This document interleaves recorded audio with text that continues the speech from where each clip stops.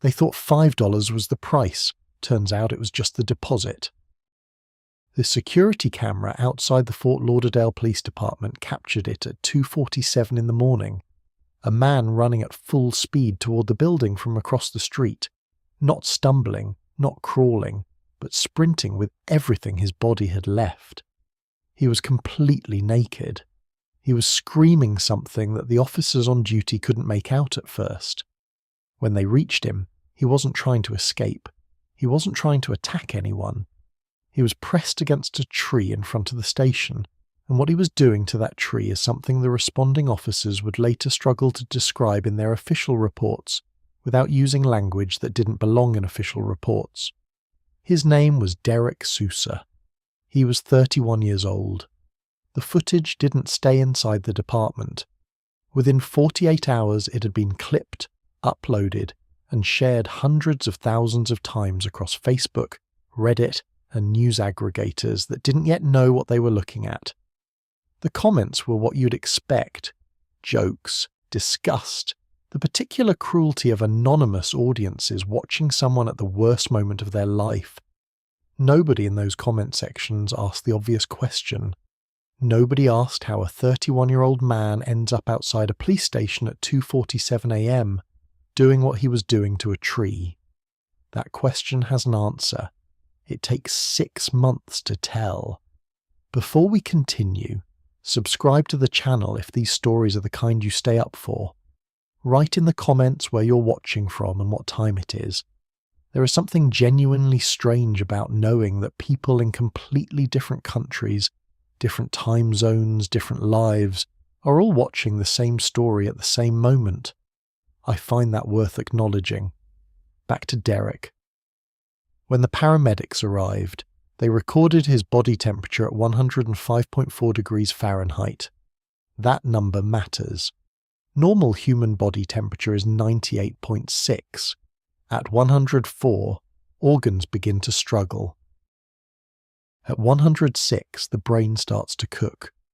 Derek Sousa was sitting 0.4 of a degree away from the threshold where people stop waking up. His heart rate was 192 beats per minute. A sprinting athlete at peak exertion tops out around 180. Derek wasn't sprinting anymore. He was sitting on the ground against that tree, and his heart was beating faster than it had ever beaten in his life. He had no memory of leaving his apartment. That detail, the blank space where the previous hour and a half should have been, is one of the things that separates what happened to Derek from ordinary intoxication. He hadn't blacked out in the way people black out on alcohol, where the night dissolves into fragments and gaps. His memory didn't fade. It simply wasn't recorded. Whatever his mind was doing between the moment he took the drug and the moment the officers reached him, it wasn't storing information. He came back into awareness the way someone comes back from anesthesia, mid-sentence, mid-scene, the world already in progress around him. The drug had a name. Most people in Fort Lauderdale hadn't heard it yet. Flakka.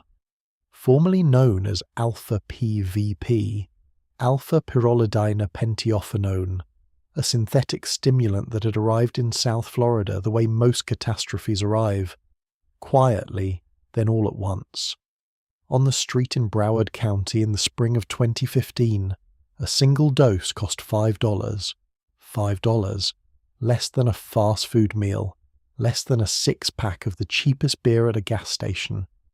$5 could buy a small plastic vial containing enough of the crystalline substance to send a human nervous system into complete revolt.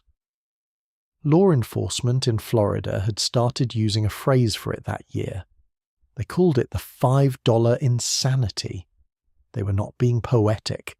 They were being precise. What alpha-PVP does to the brain is not subtle. It floods the space between neurons with dopamine and norepinephrine, the chemicals responsible for pleasure, focus, and the body's emergency response systems, and then it blocks those chemicals from being reabsorbed. The result is a nervous system running at full emergency power with no off switch. Users describe the first few minutes as feeling superhuman. Invincible. Like every problem in their life had been solved simultaneously. That feeling lasted on average between 90 minutes and 3 hours. What came after lasted much longer. By the time Derek Sousa's footage went viral in the summer of 2015, Broward County Emergency Services had logged more than 80 Flakka-related calls in a single week. A single week. Men and women found in canals. People trying to break through the walls of their own homes with their bare hands. Individuals who had been running barefoot on asphalt so long that the skin on the soles of their feet had worn through. One man in Pompano Beach was found on top of a car. Not his car, a stranger's car parked on a residential street, convinced he was being hunted by a group of people who had, in fact, never existed. None of them remembered how they got there. Florida's medical examiners had already begun seeing cases where Flakka was listed as a contributing factor in cardiac deaths. Young people. People in their 20s and 30s whose hearts had simply given out after being forced to beat at rates they were never designed to sustain. The Broward County Medical Examiner's Office was, by mid-2015, treating it as an active public health emergency. The phrase being used in internal communications was unprecedented volume, and yet the drug had been sitting in plain sight for years before anyone noticed. That's the part of this story that doesn't make sense until you understand where alpha PVP came from, how it moved and why it landed in South Florida specifically, not in Atlanta, not in Houston, not in Los Angeles. Why here? Why this drug? Why 2015? The answer involves a mechanic from Pompano Beach, a narcotics detective who started keeping files that nobody asked him to keep, and an emergency room physician whose informal handwritten log would eventually change Florida state law. But right now, in this moment, it is 2:47 in the morning on a sidewalk outside a police station. Derek Sousa is 31 years old, and his heart is beating 192 times per minute, and he has no memory of the last 90 minutes, and somewhere across town, in an apartment he left unlocked when he fled, there is a photograph on the kitchen counter of a woman and 2 small boys. What made Derek Sousa take that first hit of Flakka? That question, it turns out, is the wrong one. The right question, the one that reframes everything, is something else entirely, and it won't be answerable until the very last minute of this story. Pompano Beach sits 20 miles north of Miami, on a strip of South Florida coast that the tourism industry mostly ignores.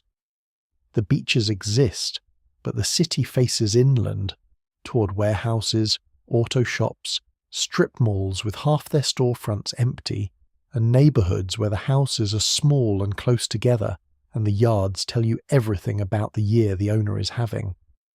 In 2014, Pompano Beach had the unemployment rate running almost 2 points above the Florida average. The recession had officially ended 5 years earlier. Nobody in Pompano Beach had gotten that memo in any way they could feel. Derek Sousa had grown up 4 blocks from the garage where he worked. He had started there at 19, sweeping floors and handing tools to the senior mechanics. And by 25 he was the one the owner called first when something complicated came in. A transmission job, an engine that had been misdiagnosed twice already. The kind of work that requires patience and a particular ability to hold an entire mechanical system in your head simultaneously. He was good at it. Not just competent. Actually good. The owner, a heavy-set man named Phil who communicated primarily through grunts of varying degrees of approval, had given Derek a raise twice without being asked. Derek drove a 2009 Civic with a check engine light he kept meaning to address.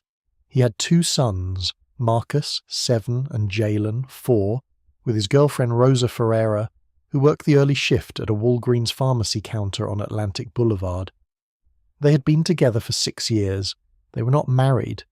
Marriage had been discussed in the abstract, the way people in their late 20s discuss things they fully intend to do once the timing is slightly better than it currently is. The timing had not yet become slightly better. Rosa was, by the spring of 2014, 3 months pregnant with their third child, though neither she nor Derek knew that yet. Their apartment was on the second floor of a building on Northwest 3rd Street. The air conditioning unit in the bedroom window had a rattle that started every night around 11 and stopped, for no discernible reason, around 2 in the morning. Derek had learned to sleep through it. The boys shared a room with a bunk bed that Jalen kept falling out of in the night, and the sound of that, a small thud followed by crying, had become so routine that Derek could be upright and moving toward the room before he was fully awake. It was not a remarkable life. That is the point. It was the kind of life that holds together through momentum, each day supporting the next, each paycheck covering roughly what it needed to cover, each small stability reinforcing the one beside it. The garage, the apartment, Rosa's schedule, the boys' school, Phil's grunts of approval, the rattle in the air conditioning unit that stopped at 2. A structure so ordinary it was almost invisible, which meant that when pieces of it began to fall away, they didn't make much noise on the way down. What was Alpha PvP doing while Derek Sousa was living his unremarkable, structurally sound life? It was being synthesized in laboratories in Jiangsu province, China, by chemists who understood exactly what they were making and exactly where it was going. Alpha-pyrrolidina pentiophenone belongs to a chemical family called synthetic cathinones, compounds built in labs to mimic the stimulant effects of cathinone, a naturally occurring substance found in the cat plant that has been chewed for centuries across East Africa and the Arabian Peninsula. Bath salts, the drug that made international headlines in 2012 after a series of violent incidents in the United States, were also synthetic cathinones. Alpha PvP was their direct chemical descendant. The difference was in the architecture of the molecule. Bath salts, primarily MDPV and mephedrone, had been federally scheduled in the United States in 2012, meaning they were classified as controlled substances, and their production and sale became illegal. Chemists in China responded the way chemists in that supply chain had always responded. They adjusted the molecule, changed a carbon chain here, rotated a functional group there, produced something chemically distinct enough to fall outside the legal definition of the banned substance, while delivering a nearly identical effect on the human nervous system. Alpha PvP was one of those adjustments. For roughly 2 years, from late 2012 through early 2014, it existed in a legal grey zone in the United States. Not scheduled, not illegal. Moving freely through international mail in packages labelled as research chemicals or industrial solvents, or in some cases labelled as nothing at all. It landed in Florida for reasons that were almost boring in their logic. South Florida had an existing infrastructure for drug distribution that had been built over decades, not by cartels, not by organised crime in the Hollywood sense, but by the ordinary human networks that form wherever there is consistent demand and consistent supply. Broward County in particular had a street-level distribution ecosystem that had absorbed crack in the 80s, opioids in the 90s, and bath salts in 2012. The people who moved product in Broward County were not waiting for Flakka. They didn't need to be.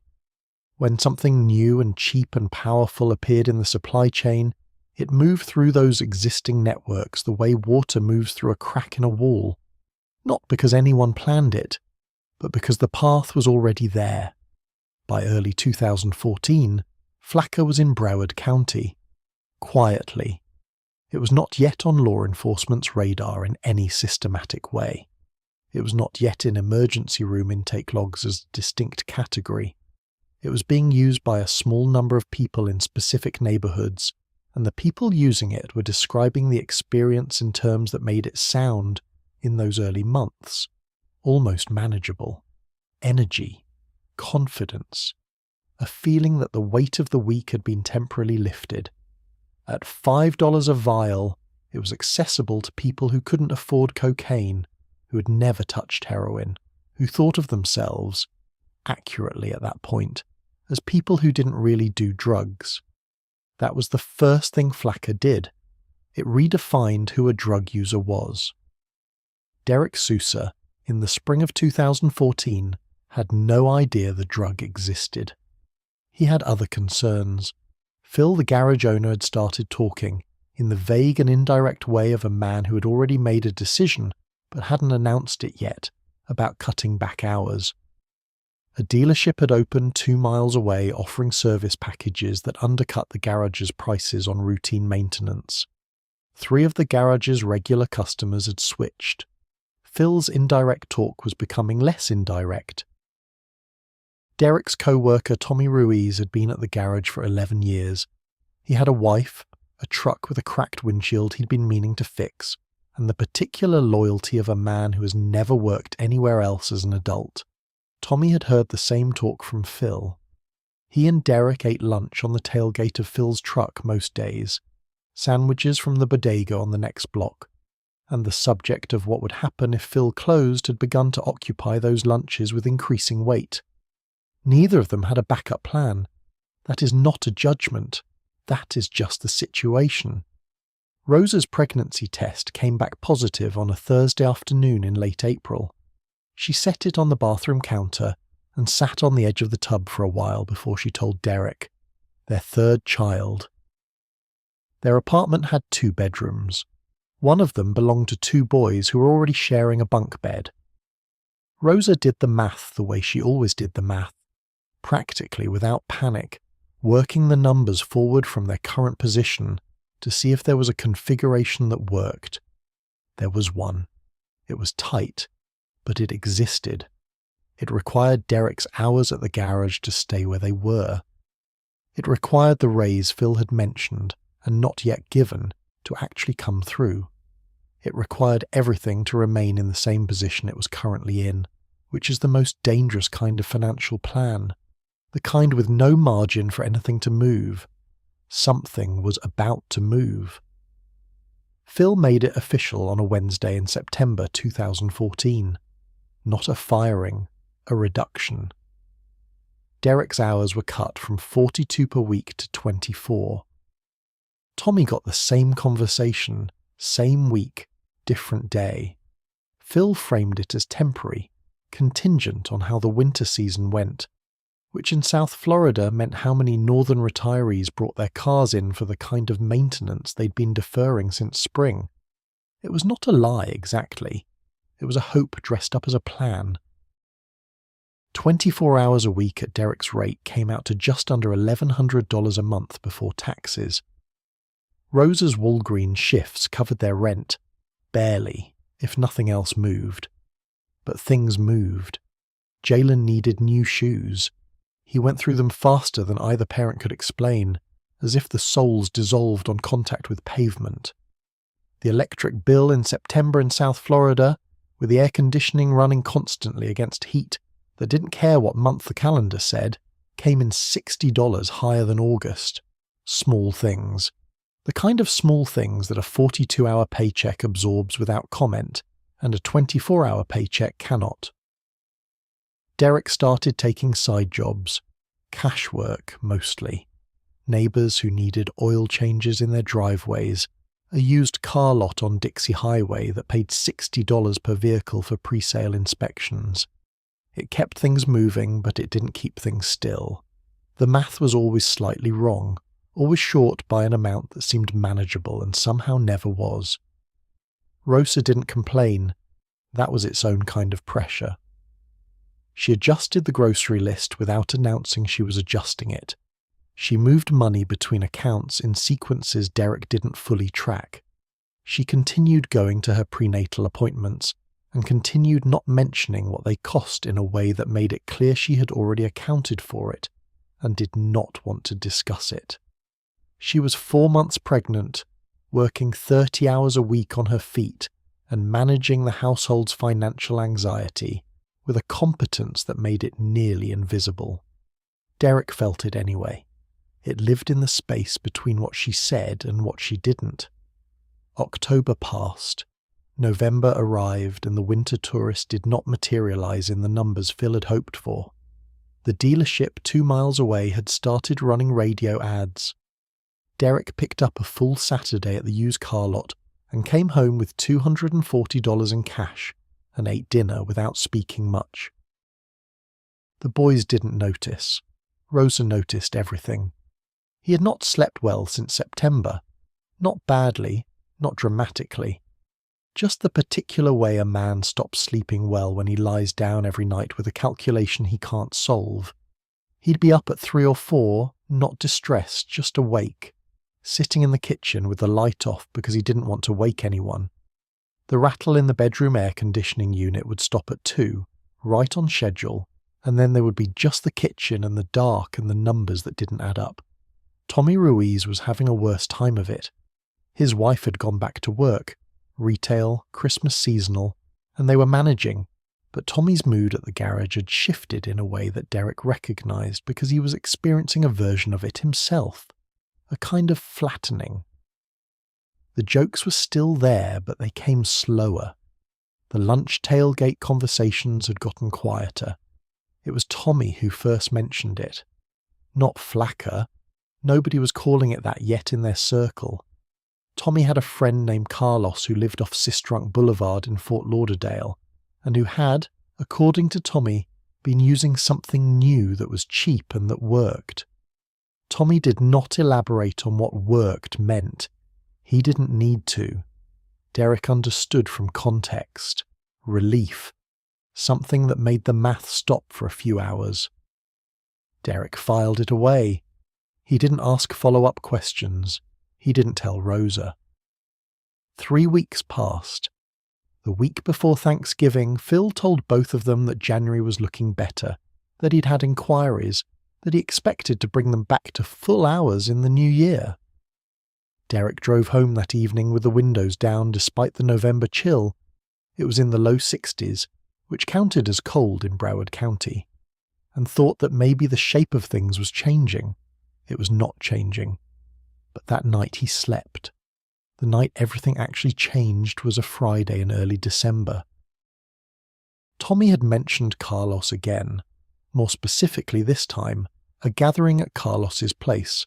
Nothing elaborate, just a few people, some drinks, a place to exhale for one evening. Rosa was tired and said to go. She meant it. She was 7 months pregnant and the Walgreen shift had been 9 hours, and she was asleep by 9:30 with Jalen curled against her back. Derek drove to Carlos's apartment on Sistrunk at 10. Carlos Mendez was 34, a former warehouse worker who had been on disability for 8 months following a back injury. His apartment was on the ground floor of a building where 3 of the 6 outdoor light fixtures were broken, and the parking lot had a crack running through it wide enough to catch a tire. Inside, the apartment was warm and loud with a basketball game on television, and 5 or 6 men Derek knew by varying degrees. Tommy was there, and 2 guys from the neighborhood Derek recognized by face, and a man named Dre who worked at the same Walgreens as Rosa, which felt like a strange coincidence and nothing more. Nobody was visibly intoxicated. That detail matters. There was beer, there was a card game. The basketball game gave way to argument and then to laughter in the way it does when the stakes are nothing. Derek felt for the first time in roughly 3 months the specific relief of being in a room when nobody needed anything from him. Around midnight, Carlos produced something. It was in a small plastic vial, the kind used for perfume samples, translucent, with a pink crystal substance inside that resembled rock candy, more than anything associated with the word drug. Carlos set it on the coffee table without announcement, the way someone sets down a bag of chips, and explained in a few sentences what it was and what it did. He said the word Flakka, and then said the street price, and then said that it felt like the best version of a feeling most people only got in the first 20 minutes after genuinely good news. That description, that specific framing, it arrived at exactly the right moment in Derek's life. He knew what he was looking at. He wasn't naive. He'd grown up in Pompano Beach, and he understood that cheap drugs promising relief had a ledger attached that you didn't see until later. He knew this the way most people know that fast food is nutritionally terrible, as an abstract fact that sits at a comfortable distance from the present moment. He took it anyway. What happened in the next 12 minutes is important to understand not because it was dramatic, it wasn't, but because it explains everything that followed. There was no overwhelming rush, no Hollywood transformation. What Derek felt, beginning about 8 minutes after taking the vial's contents, was a settling. Like a static frequency he hadn't known was running had simply switched off. The financial dread that had been occupying the back of his mind continuously since September, not loudly, just persistently, the way a low-grade headache persists, went quiet. He felt capable, specifically capable. Not high in any way he had a word for, just able. The basketball game was still on. Tommy was laughing at something Carlos said. Dre was looking at his phone.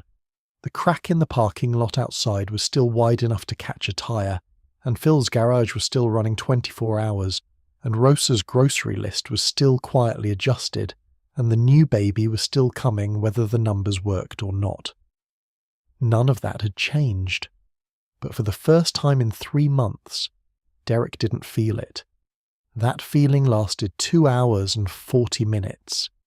He drove home at 2:30 in the morning, let himself into the apartment quietly, stood in the kitchen for a moment in the dark, and then went to bed and slept until 7 without waking once.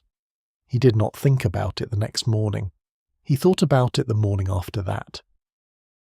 By the third morning, the memory of those 2 hours and 40 minutes, the specific quality of that silence in his head, had taken up residence in a part of his mind that was not interested in abstract knowledge about ledgers and consequences.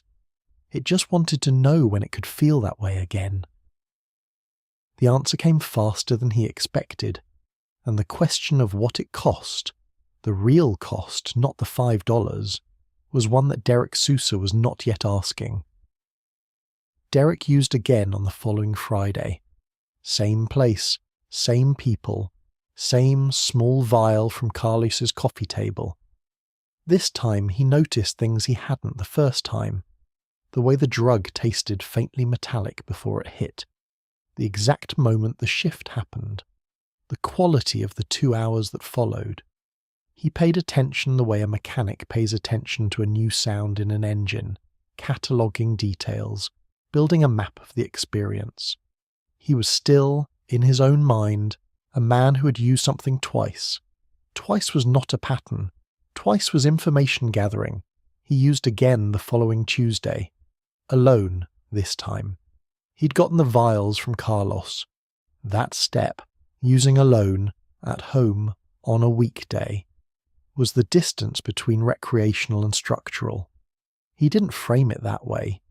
What he told himself was that he had a side job the next morning, a full brake job on a neighbour's Camry, and he needed to be sharp and functional for it, and the 2 hours of clarity that Flakka provided were exactly what he needed to get his head right before sleep. This was not entirely untrue. That was the problem. To understand what alpha PvP was doing to Derek's brain requires a brief detour into chemistry, but only a brief one, because the mechanism is not complicated. It is just extreme. The human brain regulates mood and motivation through a system of chemical messengers, the most relevant here being dopamine and norepinephrine. Dopamine is released in response to rewards, food, sex, achievement, anything the brain has tagged as beneficial to survival. After release, it is reabsorbed by the neurons that produced it, which ends the sensation. This reabsorption is the brain's natural volume control. Alpha PvP blocks that reabsorption entirely. The dopamine stays, it accumulates. The signal that says this is good, keep doing this, runs continuously, at maximum volume, with no mechanism to reduce it. The brain, flooded with a dopamine signal it cannot turn off, responds the way any system responds to sustained maximum input. It reduces its own sensitivity. It downregulates. It produces fewer dopamine receptors because the current number is producing an intolerable signal strength. This is the trap that closes slowly and then all at once. The more the drug is used, the more the brain restructures itself to compensate, and the more the brain restructures itself, the less capable it becomes of generating normal dopamine responses through normal means. After 2 weeks of regular alpha PVP use, Derek's brain was already different from the brain that had sat in that kitchen at 3 a.m. doing arithmetic. He didn't know that. Nobody told him. There was no pamphlet. In Broward County in early 2015, Flakka was moving through a distribution ecosystem that had its own geography, its own rhythm, its own internal logic. The drug arrived. This is the part nobody understood yet. Not through any traditional trafficking route. There were no mules crossing borders with it packed into luggage. No cartel infrastructure. No midnight boat deliveries off the coast. It came through the United States Postal Service, in packages dispatched from chemical suppliers in Jiangsu and Shandong provinces, addressed to P.O. boxes maintained by small-time distributors who had found the suppliers through channels that, in 2015, were not difficult to access. The laundromat on Sistrunk Boulevard was one of the endpoints. It was run by a man the neighbourhood called the Haitian, whose actual name nobody in Derek's circle used or perhaps knew. He was not a cartel figure. He was not violent in any way that had produced a police record.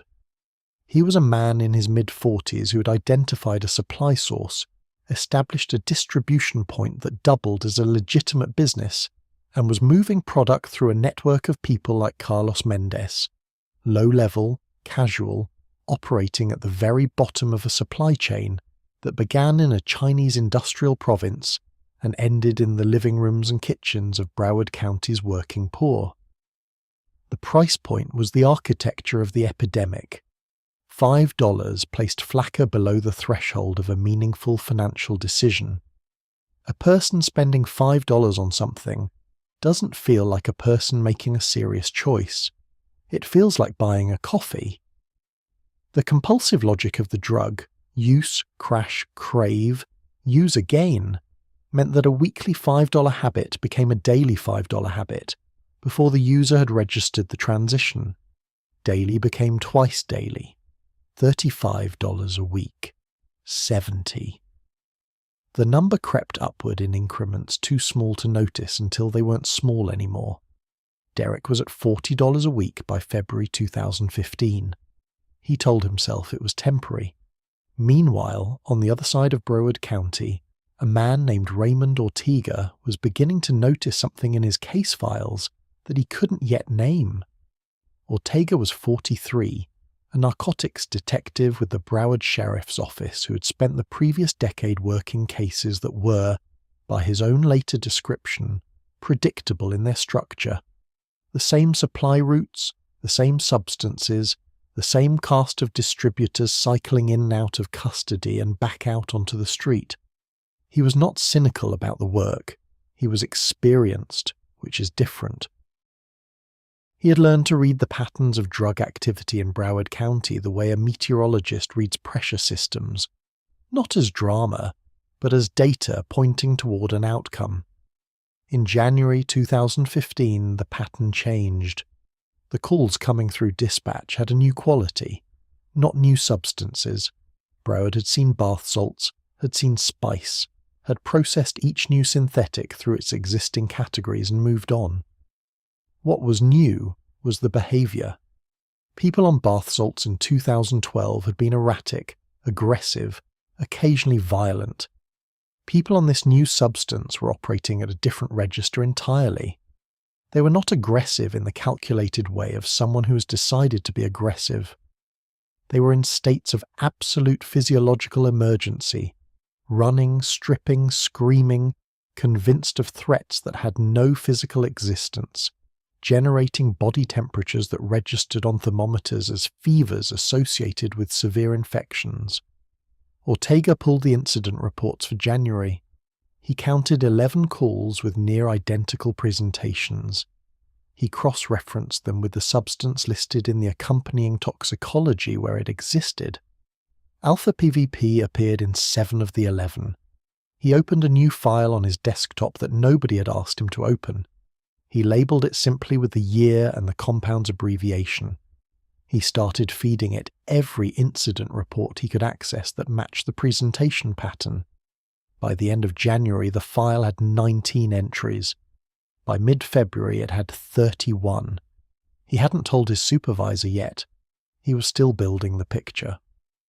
What Ortega didn't know, what nobody in law enforcement fully understood in those early months, was the specific neurological mechanism that produced the behaviours he was documenting. The excited delirium, as the medical literature called it, was not psychosis in the clinical sense. It was hyperstimulation. Alpha-PVP pushed norepinephrine, the chemical that runs the body's emergency response, to the same saturation point it pushed dopamine. The result was a body experiencing a sustained full-system emergency signal with no external emergency to respond to. The heart accelerated to compensate for a threat that didn't exist. The body temperature spiked because the muscles were firing continuously, burning energy, generating heat that the body's cooling systems couldn't manage at that rate. Users stripped their clothes because they were, from the inside, genuinely overheating, not because they had lost awareness of public norms, but because the sensation of burning was real. The running was the body's emergency response executing perfectly in the absence of anything to run from. This is what made Flakka different from every synthetic that had come before it. It didn't alter perception. It hijacked the machinery. Rosa noticed the Tuesday use. She didn't say anything that first time. She noticed the way Derek's jaw worked slightly differently when he was on it, a subtle tightening. And she noticed that he was unusually helpful in the evening hours, doing dishes without being asked, fixing the loose hinge on the kitchen cabinet that had been loose for 6 months. She noticed that the helpfulness ended around midnight and was replaced by a restlessness that kept him up until 2 or 3. She filed these observations the way she filed everything, quietly, in a ledger she kept internally, adding entries without yet drawing conclusions. By March, Derek was using 4 times a week. The side jobs were covering it. He had picked up 2 more regular clients from the neighbourhood, a woman on Northwest 5th whose Honda needed constant attention, an older man on Copan's Road who paid cash for monthly check-ins on his truck. The money was there. The math still worked if you looked at it from the right angle in the right light, and didn't look too closely at the column tracking what was being spent on vials from Carlos. He had not yet had an episode. That was the thing about Flakka in its early stage of use. For many people, it delivered exactly what it promised without immediate visible consequence. The invisible consequences, the neurological restructuring, the slow erosion of the brain's ability to feel normal without chemical assistance, were happening below the surface where no one could see them, least of all the person they were happening to. What was coming was not gradual. When it arrived, it would arrive all at once. Ortega's file had 53 entries on the 1st of March. 3 of them had ended in cardiac events. 2 of those 3 had not survived. He had the names, the ages, the incident addresses. He had a pattern so clear it was almost geometric. He still hadn't told his supervisor. He was waiting for one more thing, a thread that would connect the incidents not just by substance but by source. He suspected the distribution was localized. He suspected, based on the geographic clustering of the incident reports, that there was a single point of origin somewhere in a roughly 2-mile radius on the northwest side of Fort Lauderdale. He was right. He just didn't know yet that the thread he was looking for would eventually lead him to an address on Northwest 3rd Street in Pompano Beach. And Derek Sousa, 4 times a week, still believed he was managing it. The first sign arrived on a Tuesday night in mid-March, and it arrived not with violence or spectacle, but with a locked window. Derek came home from Carlos's apartment at 11:15. Rosa was asleep. The boys were asleep. He let himself in, set his keys on the counter in the usual place, and then stood in the kitchen for a moment and became convinced, not gradually, not through any chain of reasoning, but instantly and completely, that someone was standing outside the window above the sink. He checked the window. Nothing. The parking lot was empty except for the neighbour's Buick and a shopping cart that had been there for 2 weeks. He checked again anyway. Then he locked the window, which was already locked, and moved to the living room window and locked that too, and then the boys' room window, which he opened in order to close and lock properly, which woke Jalen, who cried for 4 minutes before settling back down. Derek sat on the couch until 4 in the morning. He did not sleep. By 7, when Rosa came into the kitchen to start coffee, whatever had gripped him had dissolved completely. He felt tired and slightly embarrassed by a memory he couldn't fully reconstruct. He told himself he'd been half asleep, that the mind did strange things at the border between waking and dreaming, that it was nothing. He poured coffee and helped Marcus find his left shoe, which had migrated under the couch, and drove to a brake job on Copans Road by 8. He did not connect what had happened to the vial he'd taken at Carlos's place. That disconnection between the drug and its effect, between the cause and the consequence, was not stupidity. It was pharmacology. Alpha PVP's acute psychological effects didn't arrive during the high. They arrived in the hours after, when the dopamine and norepinephrine levels crashed back toward baseline and the brain, temporarily stripped of the chemical buffers it had come to rely on, ran its anxiety systems on raw and without modulation. The paranoia was a withdrawal symptom, not an intoxication symptom. It felt like a separate event because, from the inside, it was a separate event. This is why so many early Flakka users didn't identify what was happening to them. The drug wore off. Then, hours later, something frightening happened. The gap between the two obscured the connection. Rosa found the locked windows the next morning and mentioned them once, briefly, and Derek said he'd gotten up in the night and heard something outside. She accepted this. She had a 9-hour shift starting in 40 minutes. She could not afford in any sense to follow that thread right now. But she didn't forget it. 40 miles north of the Sousa apartment, on the same Tuesday night, Raymond Ortega was responding to a call on the canal path behind a residential complex in Lauderhill. The call had come in as a possible drowning. Someone had reported a man in the water. By the time Ortega arrived, the man had pulled himself out of the canal and was sitting on the concrete embankment in wet clothes, shaking with a violence that made his teeth audible from 6 feet away. He was 41 years old. His name was not recorded in Ortega's personal file, only his initials, DW, and his presenting condition. The man's body temperature was 104.1 degrees Fahrenheit. His heart rate was 168. He had gone into the canal, he would later tell the paramedics in fragments of explanation, that had to be assembled into sequence, because something was chasing him, and the canal was the only way out. When the paramedics asked what was chasing him, he described it in terms that shifted with each telling, sometimes a dog, sometimes a group of men, at one point a noise rather than a physical entity. He was not confused in the way of someone who has suffered a head injury or a stroke. He was absolutely certain and absolutely wrong. The toxicology confirmed alpha PVP. Ortega stayed at the scene after the ambulance left. He stood on the canal path for a while, looking at the water, which was dark and warm and smelled of algae and vehicle runoff. The man had survived because he could swim, and because someone had seen him from a second-floor window.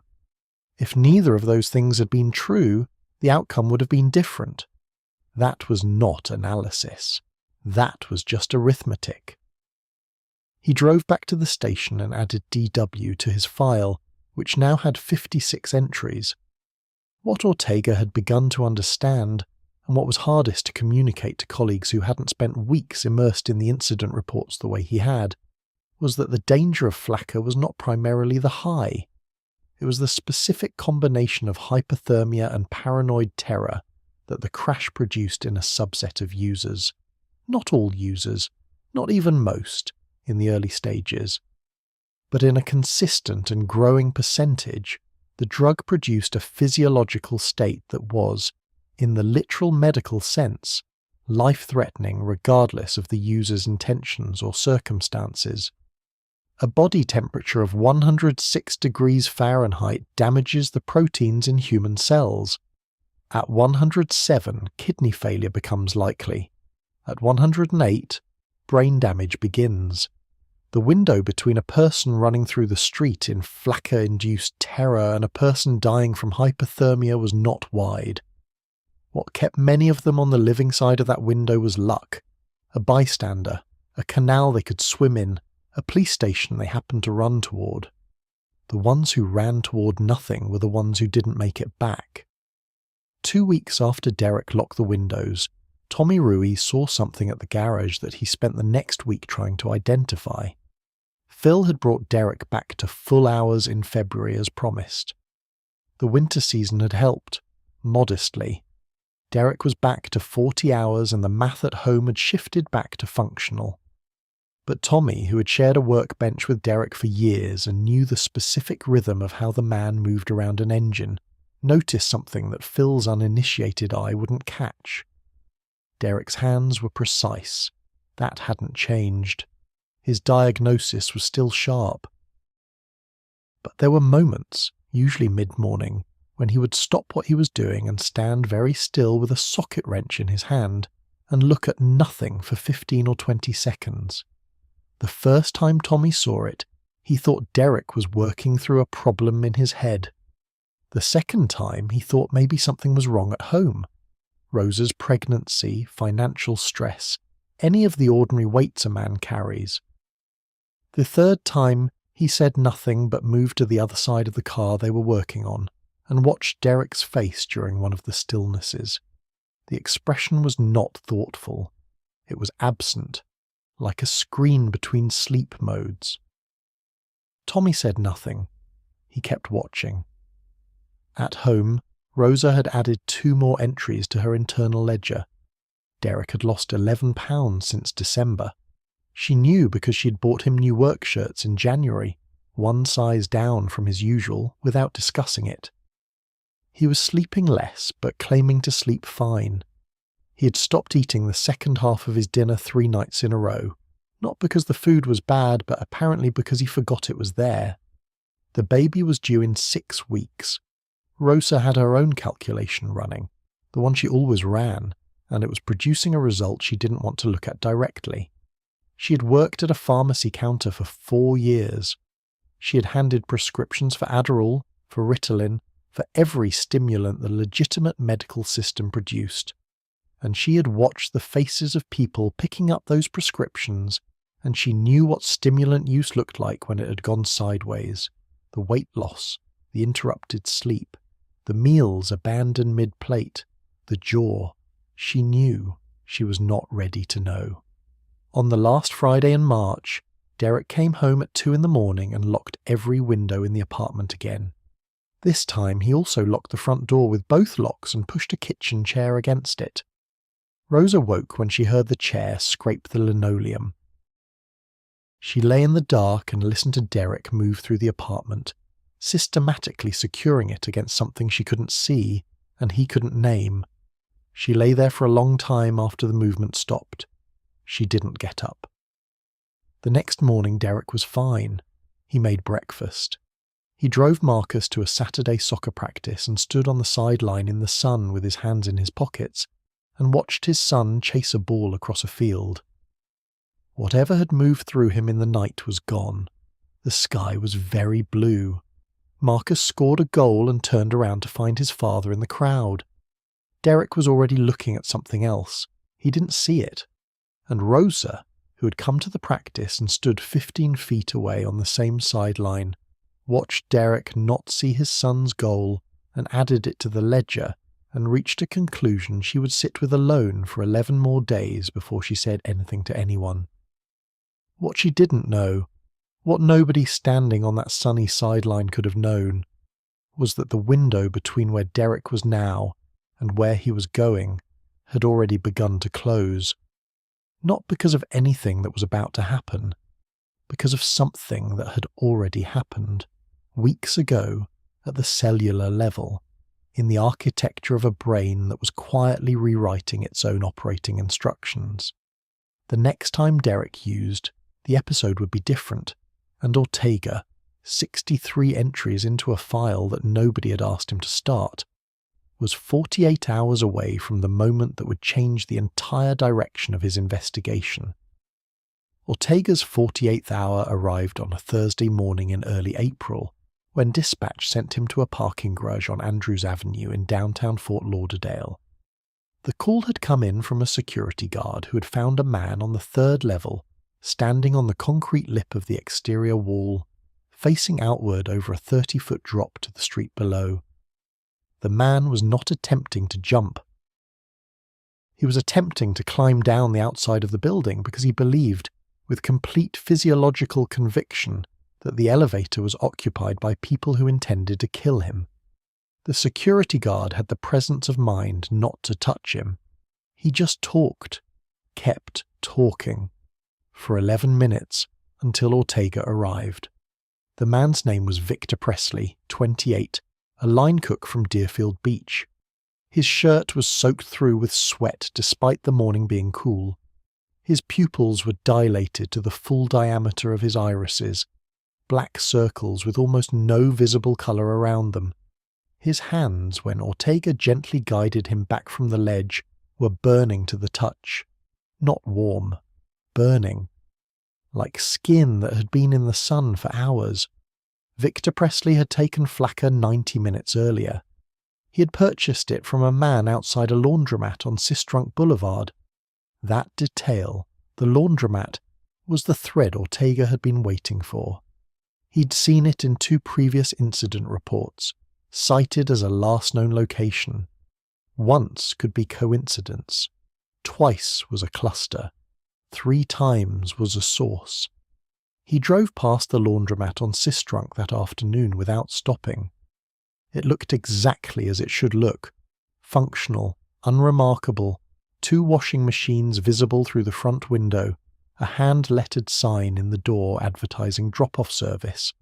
The kind of business that becomes invisible through sheer ordinariness. Ortega sat in his car across the street for 20 minutes and counted 4 separate interactions between a man standing near the side entrance and individuals who arrived on foot, exchanged something brief and small, and left. He didn't move.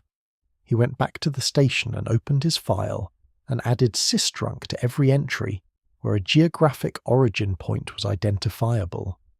11 of 66 entries pointed within a 4-block radius of that laundromat. His supervisor's office was 12 feet from his desk. He still didn't knock. He needed more. Not for the case. The case was already there. He needed to understand the supply chain before he moved, because every previous synthetic drug enforcement action he'd been part of had produced the same outcome. Arrest the distributor, create a vacuum, watch the vacuum fill within weeks with something new from a different source. He wanted to understand how the product was arriving before he touched the distribution end. He suspected the answer was unusual. He had no idea how unusual. While Ortega watched laundromats, Derek Sousa's life was reorganizing itself around a substance in ways that had become too visible to ignore. April brought 2 things simultaneously. Rosa's due date moved to within 3 weeks, and Derek's usage crossed the threshold from frequent to constant. He was using daily now, sometimes twice. The cost had climbed to $90 a week. He was covering it through a combination of the side jobs, and a careful redirection of cash that Rosa didn't track because she trusted him and because she was 38 weeks pregnant and managing 2 children and a full work schedule, and her capacity for additional vigilance had a human limit. The weight loss had reached 17 pounds since December. Phil noticed at the garage. He didn't say anything to Derek directly. Phil expressed concern the way he expressed everything, obliquely and through action. He started assigning Derek the indoor jobs, the ones that didn't require sustained physical exertion in the April heat. He mentioned to Tommy, in the particular tone of a man who wanted the information passed along without being seen to pass it himself, that Derek looked like he needed to eat something. Tommy brought 2 sandwiches to lunch instead of 1 for the next week. Derek ate half of each. The first major episode happened on a Wednesday night in the 2nd week of April. Not the locked windows, not the stillness at the workbench, something categorically different. Derek had taken a vial at 9 in the evening, alone in the apartment. Rosa was at her sister's place 2 miles away, where she had been spending several evenings a week in the final stretch of the pregnancy, for reasons she described as practical, wanting to be closer to someone who could help when the time came. The boys were with her. The apartment was Derek's alone. By 10:30 he was convinced the upstairs neighbour was drilling through the floor. There was no drilling. The upstairs neighbour, a retired postal worker named Gerald who went to bed at 9:15 without exception, was asleep. The sound Derek heard was the specific audio hallucination that a brain running on catastrophically elevated norepinephrine levels sometimes generates, a persistent mechanical noise that arrives not from outside but from the auditory processing centres themselves, indistinguishable in quality from a real sound. Derek knocked on Gerald's door 4 times. Gerald didn't answer because Gerald was asleep and also partly deaf. The not answering confirmed something in Derek's mind that had no basis in reality, but felt, in that moment, more solid than the floor beneath his feet. He went back downstairs. He sat in the kitchen. The drilling sound continued. His heart rate, had anyone been measuring it, was somewhere around 160. He was sweating through his shirt in a 68-degree apartment. He called 911. The call log recorded his report as male caller, possible disturbance at residence, caller expressing concern about noises and possible threat. The dispatcher asked if there was an emergency. Derek said he wasn't sure. The call lasted 4 minutes. No unit was dispatched because the call didn't meet the threshold for a priority response. He sat on the kitchen floor until 2 in the morning. Then the sound stopped, as suddenly as it had started. He got up, drank a glass of water and went to bed. When Rosa came home the next morning with the boys, Derek was already dressed and eating cereal, and the apartment looked exactly as she had left it. She noticed the chair was in a different position than usual. She noticed the kitchen floor had scuff marks from something sitting on it. She added these to the ledger and said nothing. 4 days later she went into labour. Their daughter arrived on April 17th at Breward Health Medical Centre at 6:22 in the morning, 7 pounds and 2 ounces, completely healthy. Derek was present for the birth. He had not used since the day before, not out of any conscious decision, but because the previous day had been too full of logistics and movement and preparation for the timing to arise. He was, in the delivery room, simply himself, the version of himself that Rosa had chosen 6 years ago, on a beach in Pompano during a 4th of July party, when he'd fixed a broken ice chest with a piece of wire he found on the ground. He held his daughter for a long time. She had Rosa's nose. He used again 36 hours after she was born. The name Rosa chose for the baby was Daniela. She was sleeping in a bassinet next to the hospital bed when Derek stepped outside for what he described as a need for air and was gone for 40 minutes. Rosa lay in the bed and looked at the ceiling. She'd been tracking the sequence of events, the windows, the weight, the scuff marks on the floor, the missing 40 minutes at a moment that should have made leaving inconceivable. And the ledger had reached a conclusion she could no longer reclassify as uncertainty. She called her sister from the hospital room. At Broward Health Medical Center, on the same campus where Derek Sousa had just been born, a woman named Dr. Nora Valdez was finishing her 7th consecutive shift in the emergency department. She was 46, a board-certified emergency physician who had trained in Miami and spent 15 years watching South Florida's drug landscape evolve through the specific lens of the people it sent to her department broken. She'd begun keeping the log in February. It was not an official document.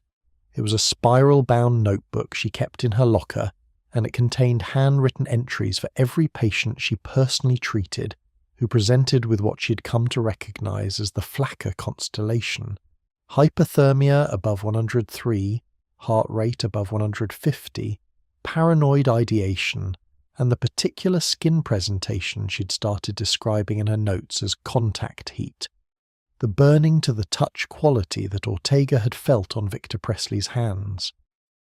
By mid-April, she had 41 personal entries. She was one physician in one emergency department on one rotation schedule. She knew she was seeing a fraction of the actual volume. The entries had patterns. 29 of 41 patients were between the ages of 22 and 45. 31 had no prior history of drug treatment or drug-related emergency visits. 17 listed a regular employer at intake. 3 described themselves as having used the drug only once or twice before. The demographic profile was not what emergency departments were conditioned to expect from drug-related admissions. She started writing a note to the county health department in April. She rewrote it 3 times before sending it. She wanted the data to speak without her interpretation attached. She wanted whoever read it to reach their own conclusions. Nobody responded for 11 days. In those 11 days, Ortega identified a pattern in the laundromat's operation that told him something critical about how the product moved. The exchanges he'd observed happened exclusively on Tuesdays and Thursdays, between 10 and 2 in the afternoon, with a secondary window on Saturday mornings. The regularity was not what he'd expected from street-level distribution, which typically operated on demand rather than schedule. It suggested restocking intervals. It suggested the supply arrived on a predictable cycle. The supply arrived by mail. He confirmed it through a contact at the Postal Inspection Service. Not an official inquiry, just a question asked over coffee to a man he'd worked a case with 2 years prior. The contact confirmed that packages from Jiangsu province chemical suppliers, labelled as industrial compounds, had been flagged in routine screening at the Miami mail processing facility. Not confiscated, flagged and released, because the specific compound listed in the labelling documentation did not yet appear on the controlled substances schedule maintained by the facility's screening software. The software hadn't been updated since Alpha PVP's scheduling in March 2014. 13 months of packages, moving through the mail, legally. Ortega sat with that information for a long time. The entire supply chain for an epidemic that had now generated, by his count, 79 documented incidents in Broward County, including 5 cardiac events, 2 fatalities, a man on a parking garage ledge, and a woman found walking on I-95 in bare feet at midnight, convinced she was being followed by every vehicle on the road. The entire chain ran through a post office. He knocked on his supervisor's door that afternoon. Derek, that same week, stopped going to Carlos's apartment entirely. Not because he was stopping, because he had found a more direct route. The Haitian's laundromat operation distributed through several street-level contacts besides Carlos, and one of those contacts lived 3 blocks from Derek's apartment on Northwest 3rd Street. His name was never recorded anywhere. Derek called him by a nickname he'd been given, pressed bills into his hand every 2 or 3 days, and walked home with vials that he consumed in the apartment bathroom with the fan running, telling himself that Rosa couldn't hear the fan from the other room. Rosa could hear the fan. She knew exactly what it meant. She had made a decision during those 11 days after Daniela's birth. She had not announced it. She was waiting for the moment that made announcement unnecessary. The moment that could not be argued with, could not be reframed, could not be absorbed into the ongoing project of managing around a problem that was no longer manageable. She was 30 days away from that moment, and Derek, standing in the bathroom with a fan running, genuinely believed he was keeping it contained. The belief was not performance. He meant it. His brain, restructured now by 5 months of daily alpha PvP use, had lost the ability to accurately assess the distance between what he thought was happening and what was actually happening.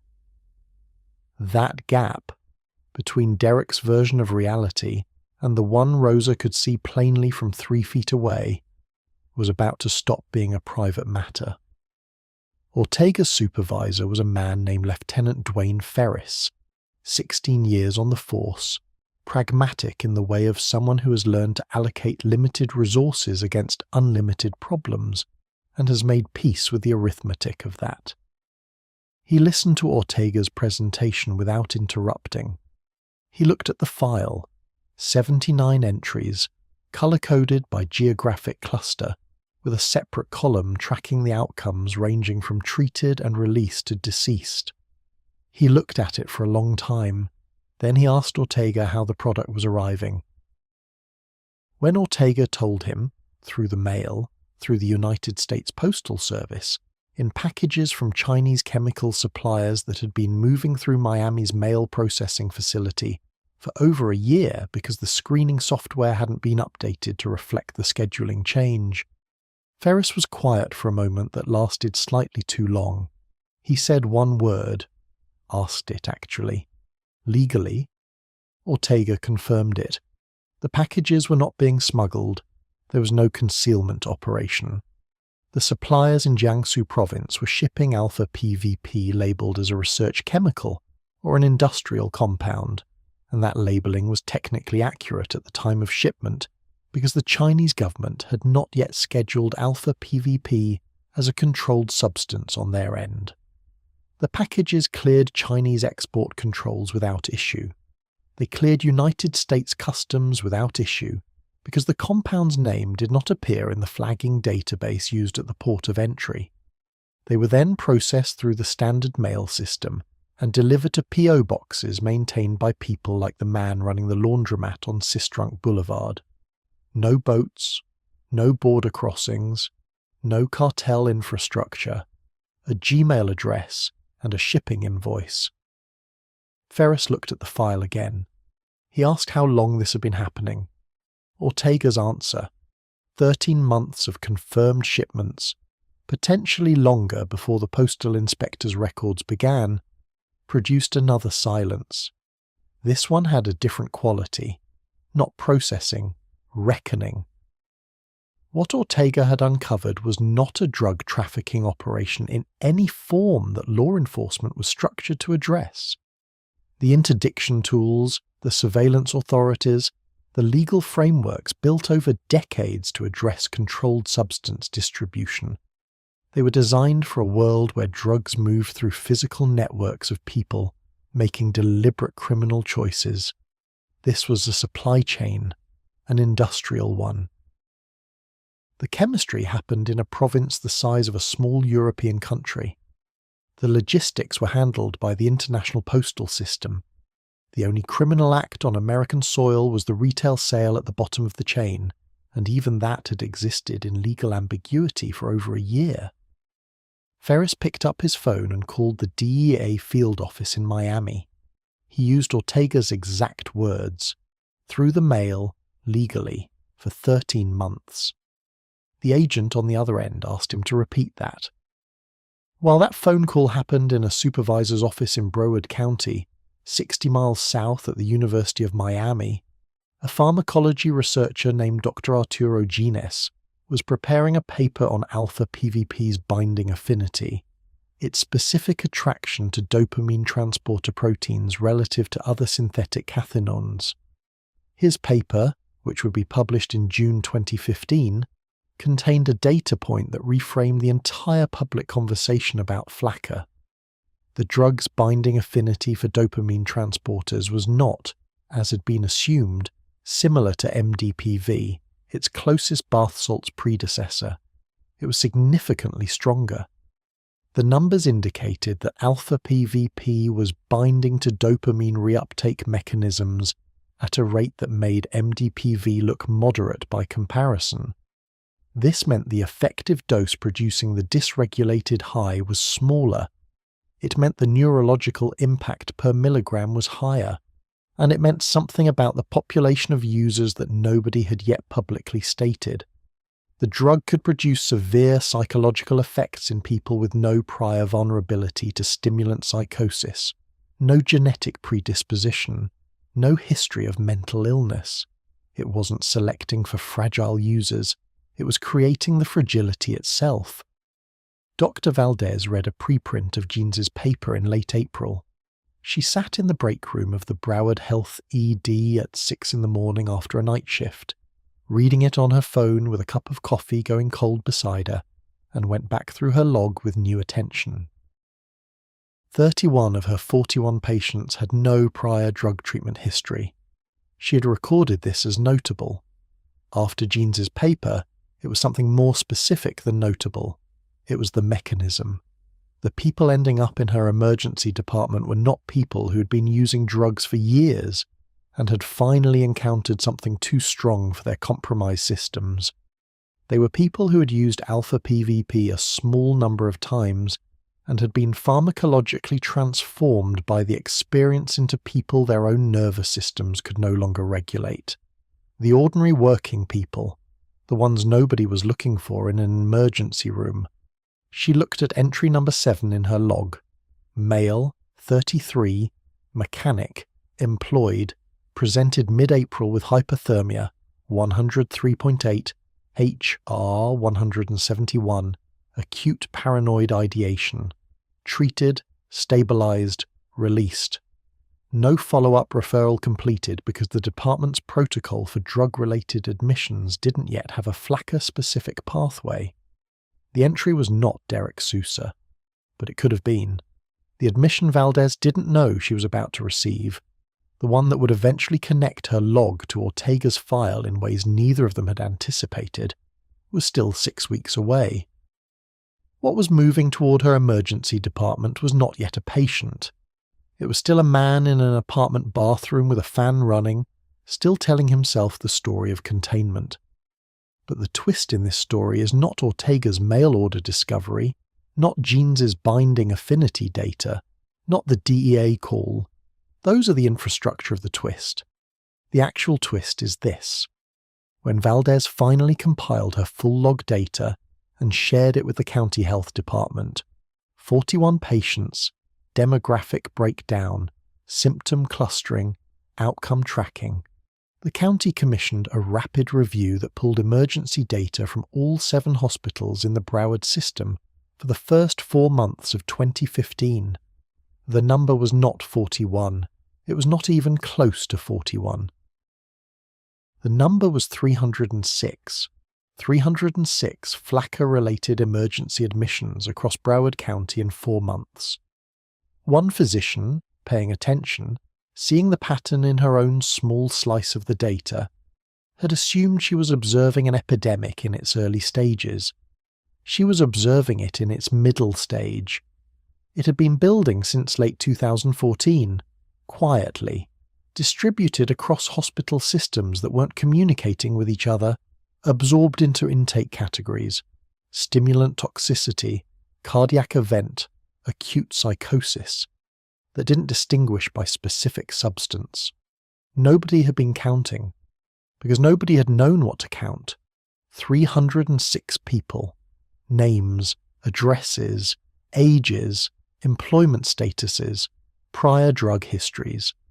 The county health department ran the demographic analysis, and produced a result that required 3 separate confirmation passes before anyone was willing to put it in writing.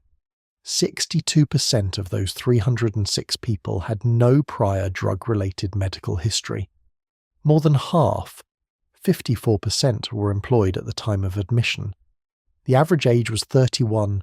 That number, 31, appeared in the county report without context, just a data point in a demographic table. It was also Derek Sousa's age. That was a coincidence. But the coincidence pointed at something real, which was that the average Flakka patient in Broward County in 2015 was not the person the public, or the media, or the law enforcement community had been picturing when they pictured a drug epidemic. They had been picturing an addict, someone at the end of a long story. The data showed a different person entirely, someone in the middle of a life, someone whose story was not yet supposed to be about this. Ortega got a copy of the county report on a Thursday afternoon. He read it twice in his car in the station parking lot without going inside. He had been building a file for 4 months based on the assumption that he was tracking the behavior of a substance moving through a population already familiar with risk. The report dismantled that assumption completely. He thought about the 62%. He thought about what their incident reports looked like, the presenting behavior, the terror, the body temperatures.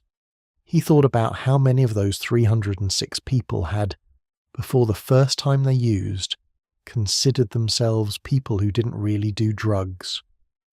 He thought about Victor Presley on the parking garage ledge, 30 feet above Andrews Avenue, convinced the elevator was full of people who wanted to kill him. Victor Presley had used Flakka twice before that morning. Twice. The DEA contact Ferris had reached called back 2 days after the initial phone call, with an update that added a third layer to everything Ortega thought he understood. The mail-order pipeline from Jiangsu province was not unique to South Florida. The same pattern, P.O. Box recipients, postal flagging without seizure, retail distribution through existing street networks, had been identified in 7 other American cities in the previous 6 months. Fort Lauderdale was not the origin point. It was not even the largest single concentration. It was, however, the only city where someone had been counting. And the counting had revealed something about the shape of the epidemic that changed every question law enforcement had been asking. The question was not who was selling it. The question was not even who was buying it. The question was why the mail was still delivering it. That question went up a chain of bureaucratic accountability that Ortega could not follow personally, into a space where scheduling enforcement met international trade policy and postal regulations met DEA jurisdiction, and the answer that came back down was not satisfying and not fast. And in the weeks it took to arrive, the laundromat on Sistrunk Boulevard kept its Tuesday and Thursday hours, and the man 3 blocks from Derek's apartment kept receiving visitors who left carrying small plastic vials, and Derek kept running the bathroom fan in the evenings. Until the evening he didn't come home at all. The evening of June 14th, 2015, started the way most evenings had started in the Sousa apartment for the previous 2 months, with absence. Rosa had moved to her sister's place on Northwest 18th Avenue 3 weeks earlier. Not a final departure, she told herself, and told Derek and told her sister, who received this framing with the particular patience of someone who could see the situation more clearly from the outside. She had taken Marcus, Jalen, and Daniela, who was 8 weeks old and had not yet slept through a full night. She had taken the photograph from the kitchen counter. She had left Derek's work shirts in the closet and his tools in the hallway, and the air conditioning unit with its nightly rattle, which now rattled in an empty bedroom. Derek had not tried to stop her. That, more than anything, told her where he was. He had been calling her every evening. The calls were short, 5 minutes, sometimes less, and he sounded during them like himself. Calm, present, asking about Daniela's weight and Marcus's soccer, and whether Jalen had stopped falling out of bed. Rosa answered these questions and kept her voice level, and did not ask what the bathroom fan was running for at 10 at night in an apartment where he was the only person home. He was down to £149. He had started at £182 in September. Phil had sent him home from the garage twice in May, once citing a visible tremor in his hands during detailed work, once after Derek spent 20 minutes staring at an engine bay without touching it. Both times Phil framed it as concern for Derek's safety, which was accurate. Tommy had stopped bringing extra sandwiches because Derek had stopped eating the ones already in front of him. The garage was running at reduced capacity that month, and Phil needed every hour of work he could get from his remaining staff, which made sending Derek home a decision that cost Phil something, which was the clearest measure of how visible the deterioration had become. On June 14th, Derek didn't go to the garage. He called in and said he had a stomach issue. Phil said okay, and meant something else entirely. The apartment was quiet in the way that apartments become quiet when the people who filled them are gone. Derek's son's bunk bed was still there. Rosa hadn't taken it because it wouldn't fit in her sister's second bedroom. The indentations in the mattresses remained. Jalen's pillow still had the cartoon dinosaur pillowcase that he refused to sleep without. Derek walked through the boys' room that afternoon and stood there for a moment and then walked out. He took the first vial at 6 in the evening. What happened over the following 2 hours requires attention to sequence, because the sequence is the thing that makes it real rather than abstract. The drug entered his system at a moment when his body weight was 33 pounds below its baseline. His sleep had been fragmentary for weeks, and his nervous system had been running on chemically sustained emergency mode for the better part of 5 months. The neurological infrastructure that had once modulated the drug's effects, the existing dopamine buffers, the receptor density, the baseline regulation, had been progressively dismantled by continuous use. There was nothing left to modulate. The high lasted 11 minutes. 11 minutes of the familiar settling, the silence in the frequency, the sense of capability. 11 minutes that were the reason he'd taken it in the first place, and the last 11 minutes of anything resembling control. At 6:13, his body temperature began to climb. It moved from 98.6 to 101 in under 20 minutes, a rise that would constitute a concerning fever under normal circumstances. It didn't stop at 101. By 7 o'clock, it had passed 103. Derek was in the kitchen, standing at the sink, running cold water over his wrists, which is what the body tells a person to do when it is overheating, and the person still has enough cognition to respond to physical signals. The cold water felt like nothing, like pressing ice against a furnace wall. He took off his shirt, then his pants. The apartment was 68 degrees.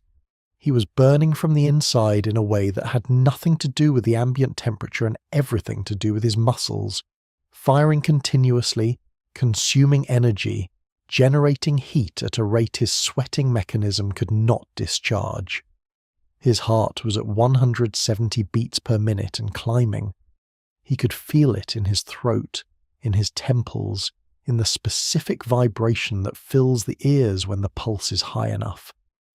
Then the other part arrived. It came without transition, not a gradual darkening of the room's atmosphere, but an instantaneous reclassification of everything around him. The apartment, which had been the apartment, became a space that was being watched, not by anyone specific, by a presence that Derek's brain, operating without its filtering systems, was generating with the full creative force of a consciousness that had lost its ability to distinguish between internally generated threats and external ones. He moved to the door. He checked the lock, checked it again, then unlocked it and opened it, and looked into the hallway, which was empty and lit by a single fluorescent tube that had been flickering for 6 weeks. The flickering in that moment was confirmation of something. He couldn't have said what. His brain was running threat detection on pure signal, no analysis. He left the apartment. The door swung open behind him. The photograph of Rosa and the boys was still on the kitchen counter, where he'd placed it after she left it behind by accident. It sat there in the empty apartment while Derek moved through the building's hallway in his underwear, his body temperature at 104.6 degrees, his heart rate at 178, moving with the purposeful speed of a man who believes absolutely in the reality of the threat behind him. He hit the exterior door at the ground floor and went into the night air, and the night air was warm. Mid-June in South Florida, 81 degrees at 7:45 in the evening. And the warmth hit his overheating body, and his body responded by accelerating everything further. He started running. The route he took covered 1.25 miles. This was established afterward by the responding officers, who retraced it from security camera footage pulled from 3 separate businesses along the path. He passed a laundromat, not the Haitians' laundromat, a different one, its neon sign buzzing blue and pink in the dark. He passed a convenience store where a man standing outside with a cigarette watched him go by with an expression the security footage captured but couldn't interpret. He passed a church with an unlit parking lot and a chain-link fence he apparently ran along for half a block before cutting back toward the road. He was running toward the Fort Lauderdale Police Department, not because he knew it was there. The route was not rational navigation. It was the geometry of a man running away from something, and the Fort Lauderdale PD building happened to exist at the point where the running intersected with the physical world's indifference to his trajectory. The tree was there. That is all the tree was. It was there. The officers who responded documented what they found in language that was clinical and complete, and entirely inadequate to the reality of a 31-year-old man who had weighed 182 pounds in September and now weighed 149, whose body temperature when the paramedics arrived was 105.4 degrees Fahrenheit, whose heart rate was 192, who had been running for over 1 mile through city streets and had no memory of leaving his apartment. He didn't fight the officers. That is important. He didn't know they were officers. He didn't know where he was. But something in the physical intervention, hands on his shoulders, a voice saying his name, though they didn't know his name yet and were using Sir, not his name, broke through the surface of whatever he was experiencing, and he stopped. He simply stopped. He sat down on the ground beside the tree, and his body continued its emergency running, while the rest of him went somewhere quiet. His temperature was still climbing. The paramedics arrived in 4 minutes. In the ambulance, one of them started an IV and packed ice around his neck and his groin, the major arterial sites, where cooling the blood would most efficiently lower the core temperature, and the other one called ahead to Broward Health, with vitals that made the receiving nurse ask for confirmation on the heart rate number. 192 was correct. The security camera footage had already been reviewed by the time Derek reached the ICU. One of the desk officers had pulled it to document the incident, which was routine. Another officer, coming off shift, had looked at the clip over the first officer's shoulder and made a comment about it that was human and unkind and understandable, in the way that reactions to things we don't understand are often human and unkind. The clip was 12 seconds long. It showed exactly what it showed, and nothing of what preceded it. It was on Facebook before midnight. Derek's body temperature peaked at 105.7 in the ambulance and began falling under the ice packs and the IV fluids at a rate that the paramedic recorded as adequate response. Adequate meant he would probably keep his kidneys. It meant his brain was probably intact. It meant the margin between where he was and where the 3 people in Ortega's file who had not survived their episodes had ended up was a margin that could be measured, and it was not large. In the ICU, the monitors ran their steady commentary. Heart rate descending through the 160s, the 150s, settling eventually into the 120s, which was still elevated but was no longer the number that made nurses call ahead for confirmation. His temperature dropped through 104, through 103, towards something that the body could sustain without permanent consequence. He was alone in the room for 2 hours. Then Rosa walked in. She'd gotten the call from the hospital at 11:15. Her sister had driven her. She'd left all 3 children sleeping, Marcus and Jalen in the second bedroom, Daniela in the portable bassinet, and she'd come to the hospital in the clothes she'd been wearing when the phone rang, which were pyjama pants and a Walgreens employee shirt from a shift 4 days ago that she'd never gotten around to washing. She stood in the doorway of the ICU room for a moment before entering. She looked at the monitors. She looked at the IV line. She looked at Derek, who was awake and aware enough to see her, but not yet coordinated enough to form the words he was trying to form.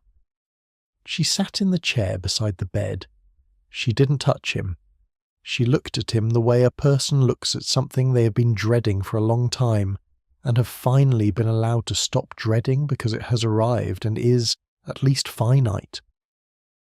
Outside in the hallway, 40 minutes after Rosa arrived, Raymond Ortega stood with his hands in his jacket pockets and looked through the interior window at the man in the bed.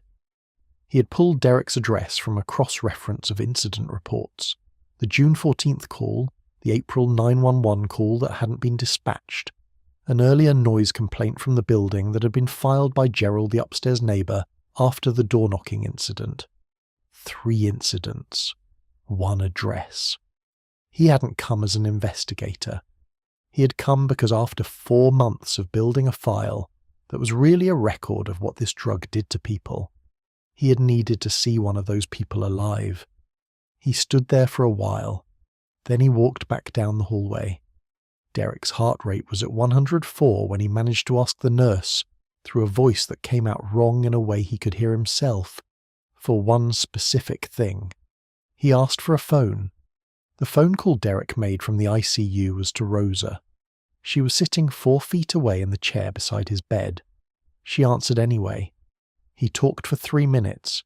She listened without responding, and when he finished she put the phone down on the bedside table and looked at the window, which showed nothing but the dark glass of a hospital at 1 in the morning, reflecting the room back at itself. She stayed until 4. Then she went back to her sister's house and fed Daniela, and sat at the kitchen table until sunrise without sleeping. Derek was discharged after 31 hours. The hospital's standard protocol for drug-related admissions included a referral to an outpatient treatment program and a printed sheet of resources that listed phone numbers in a column on one side and brief descriptions on the other. A social worker came to his room before discharge and spent 22 minutes with him. She was competent and overworked and managing a caseload that made 22 minutes the ceiling, not the floor. She flagged him for follow-up. The follow-up system had a backlog of 63 cases ahead of his. He went home to an apartment that still had a cartoon dinosaur pillowcase in the boys' room. He did not use for 9 days. 9 days was real. It was not performance. There was no audience, no Rosa watching, no external structure holding it in place.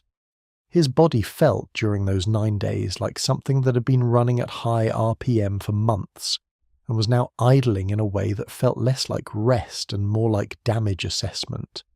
He slept 11 hours the first 2 nights. He ate mechanically without appetite because he understood that the weight had to come back.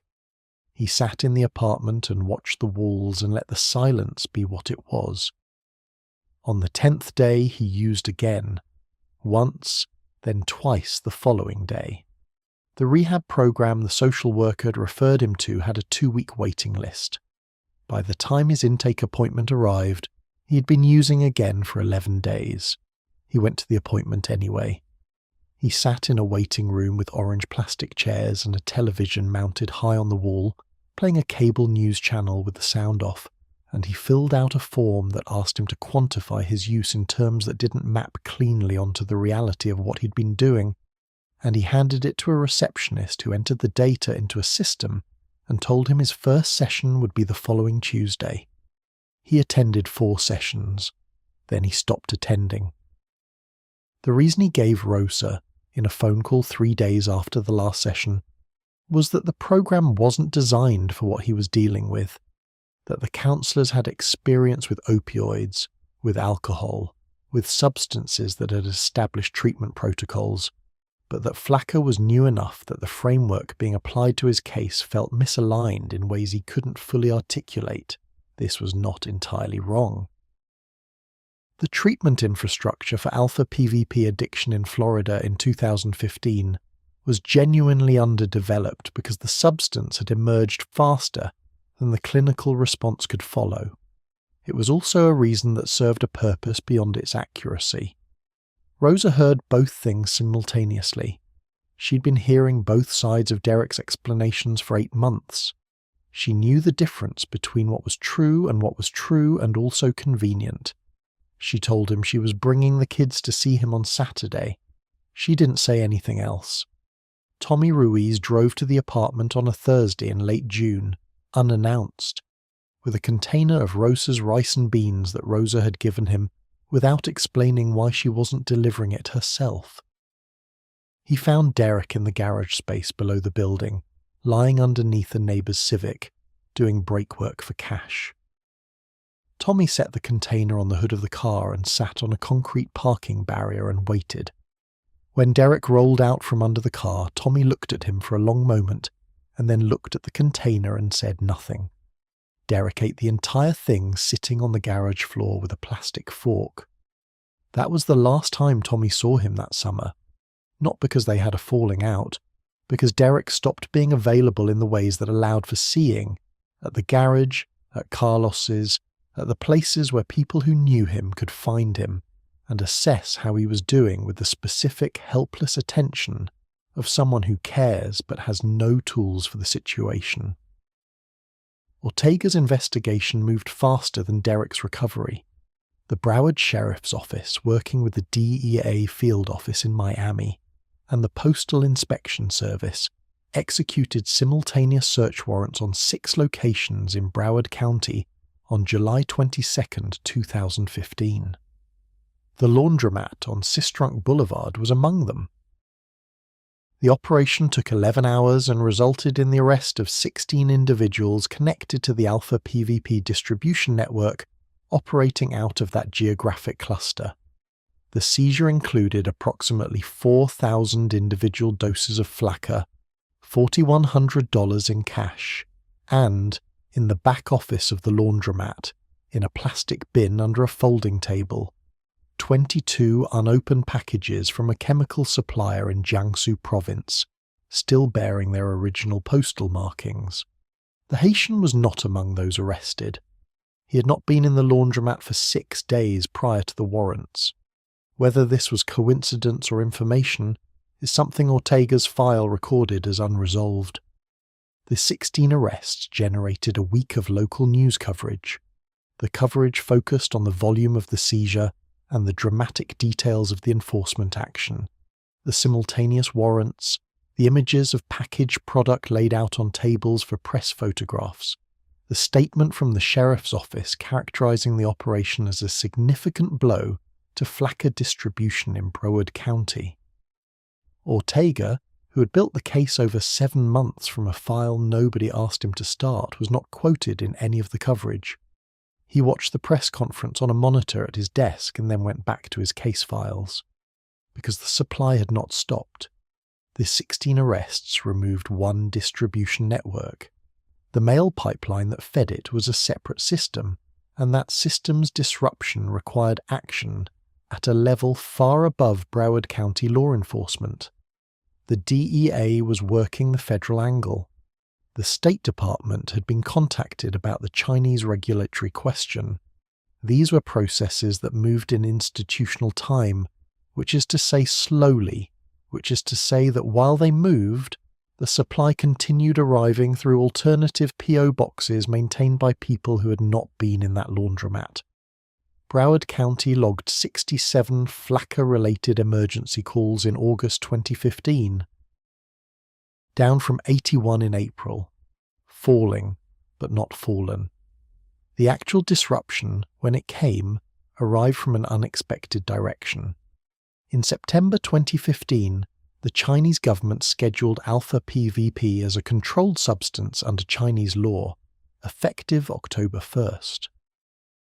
The scheduling was the result of pressure from the United States government operating through diplomatic channels, pressure that had been building since the DEA had documented the mail-order pipeline and presented the evidence to State Department officials in July.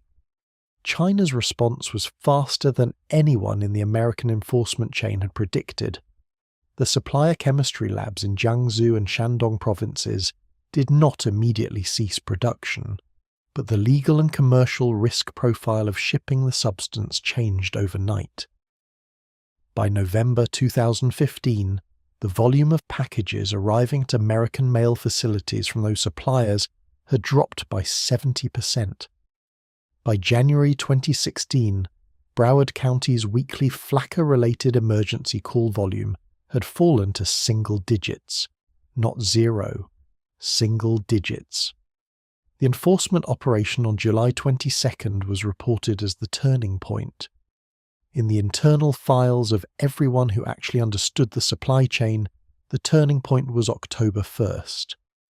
A regulatory change in a Chinese law, drafted in an office in Beijing, had accomplished in weeks what 7 months of local police work had been unable to produce. Ortega closed his Flakka file on a Thursday in February 2016. It had 211 entries. He printed the complete file, 211 incident reports, the supply chain documentation, the cross-reference geographic analysis, and submitted it to the department's records division and to the DEA field office and to a contact at the Florida Department of Law Enforcement who had expressed interest in how the mail-order pipeline had been identified. He kept a copy on his personal drive, not for any specific purpose, because he had learned something from 7 months of watching a substance move through a county like weather, and he wasn't ready to put that knowledge in a box and file it somewhere he couldn't reach it. Dr. Valdez's contribution moved through slower channels with a longer reach. Her spiral-bound notebook, 41 personal entries, meticulous in their detail, had been the seed of the county health report that documented 306 Broward admissions in the first 4 months of 2015. That report had been formally published in August. It had been read by the Florida Surgeon General's office, which used it as the primary evidence base for a statewide emergency scheduling of alpha PVP under Florida law in September 2015, closing a gap in the state-level regulatory framework that had allowed the drug to persist in a legal grey zone even after the federal scheduling. Valdez received a letter acknowledging her contribution to the report. She filed it in the cabinet in her office where she kept administrative correspondence next to her dental insurance paperwork. She'd already started a new notebook. Different subject. Same spiral binding. Derek's second attempt at stopping was not organised. There was no intake appointment, no printed resource sheet, no social worker's follow-up flag in a backlogged system. It happened because of a Saturday in late July when Rosa brought the children to the apartment as she'd said she would, and Derek held Daniela for the first time since the hospital. She was 10 weeks old, the weight of a small cat, her eyes doing the unfocused ranging of a new person trying to pass the world. And Marcus climbed on him immediately, the way Marcus always had, with the physical confidence of a child who has never had reason to doubt his welcome. And Jalen stood at the door to his old bedroom and looked at the dinosaur pillowcase on his pillow with the expression of someone returning to a place they'd been uncertain they'd see again. Derek didn't use that day. He told himself it was because Rosa was there. He didn't use the next day either, and Rosa wasn't there. The pattern of those days was not a linear progression. He used in August twice on consecutive days when the cash side jobs had dried up in a week, and the financial pressure came back in the old familiar configuration, and his brain, still not fully recalibrated, went looking for the thing that had silenced that pressure once before. The The crash after those 2 days was severe enough that he sat on the bathroom floor for an afternoon with his back against the tub and genuinely did not want to stand up. He stood up. He called Rosa. He didn't explain what had happened. She understood without explanation.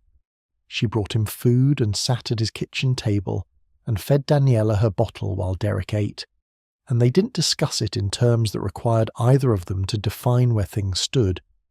The definition clarified itself over the following weeks through accumulation of days rather than decision. By October 2015, he had not used in 6 weeks. By December, 3 months. He was back at the garage at full hours. Phil had called him in late August, not because the work required it, but because Phil had made a calculation that had less to do with business and more to do with a 17-year relationship with a man who was good at his work and whose hands had stopped shaking. His weight was back to 161 by December, not 182, 161. Tommy brought sandwiches again. Both of them ate both of them. The last confirmed information about Derek Sousa's situation comes from early 2017. At that point, he was living back in the apartment on Northwest 3rd Street. Rosa and the children were with him. The air conditioning unit in the bedroom still rattled at 11 and stopped at 2. Daniela was almost 2 years old. Marcus had started playing organised baseball in addition to soccer. Jalen had a new dinosaur pillowcase because the original had finally worn through, and the new one had a different dinosaur, which he'd initially rejected and then accepted. Whether Derek used again after 2017 is not recorded anywhere accessible. What is recorded is that in December 2016, Broward County logged 4 Flakka-related emergency calls for the entire month. 4. In April 2015, that number had been over 80 for a single week. The supply disruption, the Chinese scheduling, the collapsed distribution network, their combined effect had been a 95% reduction in documented cases within 18 months of the peak. The drug had not been defeated. That word is wrong. It had moved. Alpha PVP and its close chemical relatives were documented in emergency admissions in Ohio in late 2016, in Tennessee in 2017, in different concentrations, under different street names, moving through different distribution networks that were discovering the same mail-order pipeline that Ortega had traced back to Jiangsu province in the spring of 2015. Different cities, same molecule, same mechanism. The same 11 minutes of silence followed by the same body temperature and the same terror and the same body running through streets it couldn't see clearly toward wherever the running ended. Ortega's file sat in the department's record system and in the DEA field office and at FDLE, and the people who had built it and understood it were available and were occasionally consulted and were trying, in the way of people who know things that others are still learning, to be useful at the speed the situation required. The situation did not move at that speed, and somewhere in all of this, in the county reports and the enforcement files, and the toxicology data, and the spiral-bound notebooks, there was a 31-year-old mechanic in Pompano Beach who had held his daughter in July and chosen, without program or protocol or formal decision, to be in the room where she was growing up. That was not a resolution. It was a position, one that required every day the same choosing. The security camera footage was 12 seconds long. Everyone who shared it saw the same 12 seconds. A man, naked, moving against a tree outside a police station at 2:47 in the morning. The comments came in the thousands. Mockery, disgust, the specific laughter that people produce when something frightening is made to look absurd by a camera angle and the absence of context. The clip was shared by news aggregators as comic relief embedded between harder stories. A Florida man. The phrase that had become a category. A shorthand for the state's inexhaustible capacity to produce the unbelievable. Nobody who shared it knew his name. Nobody knew that he had driven a 2009 Civic with a check engine light he kept meaning to address, or that he could hold an entire mechanical system in his head simultaneously and find the problem that 2 other mechanics had missed, or that his son Marcus had scored a goal on a Saturday morning in March while Derek stood on the sideline not seeing it, not because he didn't care, but because his brain was already somewhere else, already in the process of being taken apart from the inside. Nobody knew that he'd been running for over a mile when the camera found him.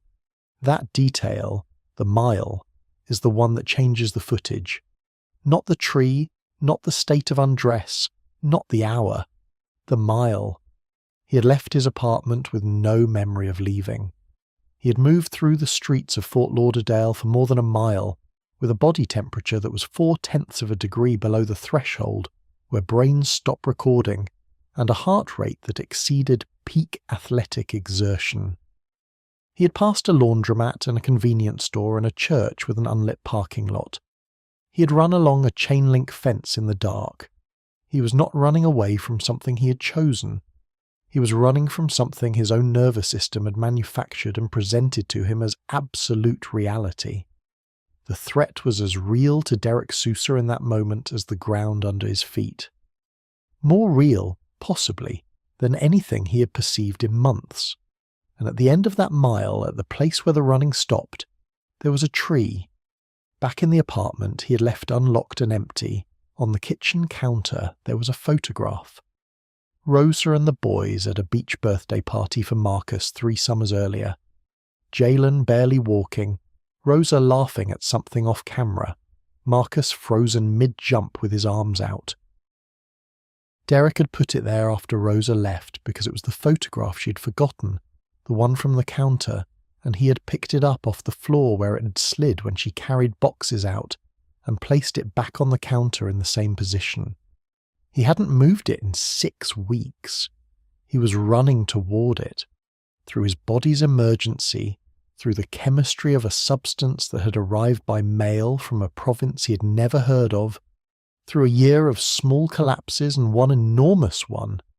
He was running, without knowing it, in the direction of that photograph and the people in it, and the 10-week-old daughter he hadn't held yet who was sleeping in a portable bassinet 2 miles away. That is not metaphor. That is geography.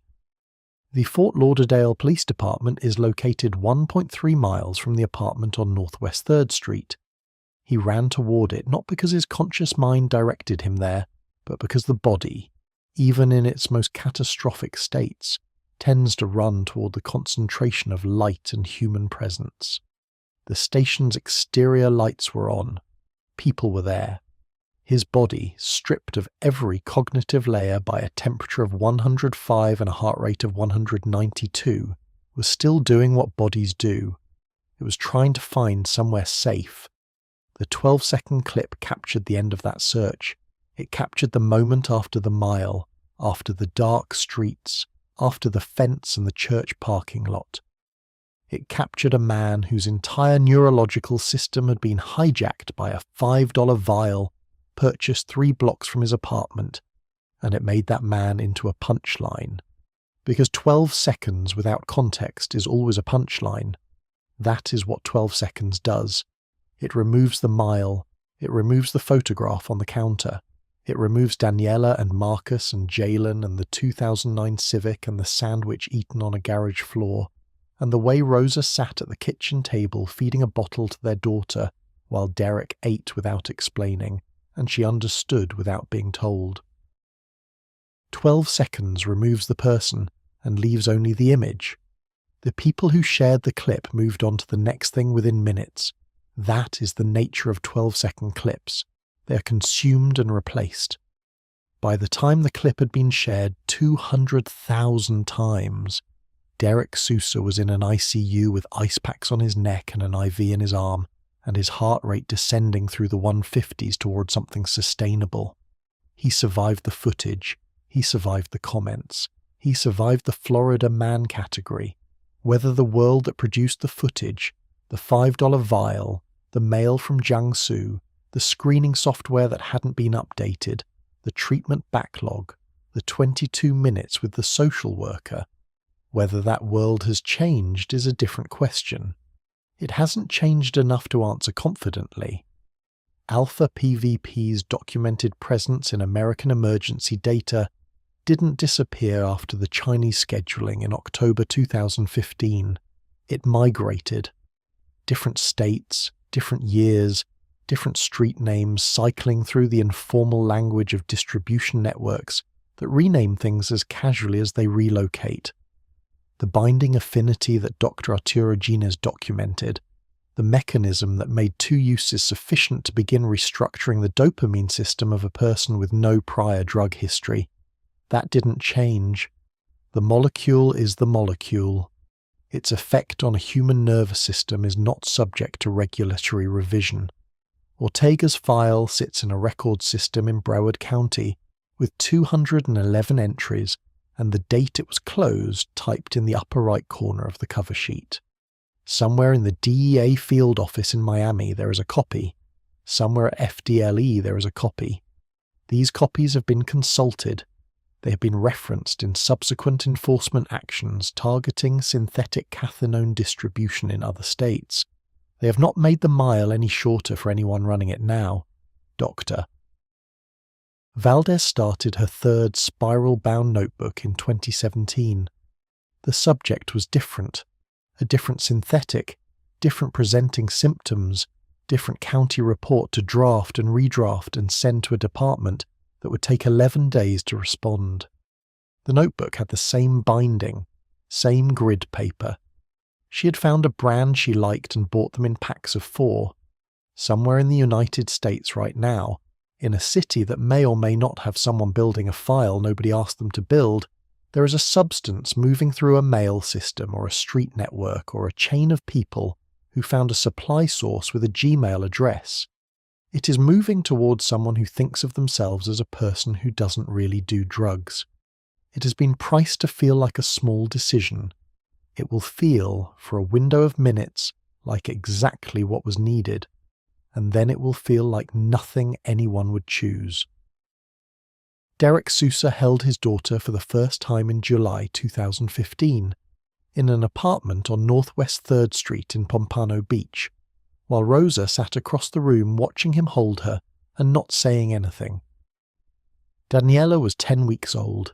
She had Rosa's nose. She fit in the space between his elbow and his wrist with room to spare. He looked at her for a long time. The air conditioning unit in the bedroom would rattle that night at 11 and stop at 2 for no reason anyone had ever identified. Marcus would fall asleep on the couch watching a movie. Jalen would be in his bunk with the dinosaur pillowcase. Rosa would move around the kitchen with the particular efficiency of a woman who has decided something and is living in the direction of that decision without requiring it to be named. And Derek would sit there with his daughter in his arms, in a room that was his, and also still damaged, still in the process of being rebuilt from the inside out, the same way a brain rebuilds its receptor density after sustained chemical assault, slowly, incompletely, requiring time that cannot be rushed. He was 31 years old. He had been running for a long time. He had, at some point during that mile through the dark streets of Fort Lauderdale, passed the point of no return in one direction, and begun, without knowing it, moving toward another. The footage still exists. It will always exist. That is how footage works. It stays exactly as it was, 12 seconds, fixed, without the mile before it or the daughter after it. The man in it is frozen at the worst moment of his worst night, permanent and searchable and available to be a punchline for anyone who finds it without context. But the footage doesn't know what happened next. It never does. Somewhere tonight, in a city that hasn't made the news yet, a substance is arriving that feels like the best version of a feeling, and the people who will take it don't know its name yet, and the doctors who will treat them haven't opened their notebooks, and the detective who will spend 7 months building a file nobody asked for hasn't yet pulled the first incident report. It's already there.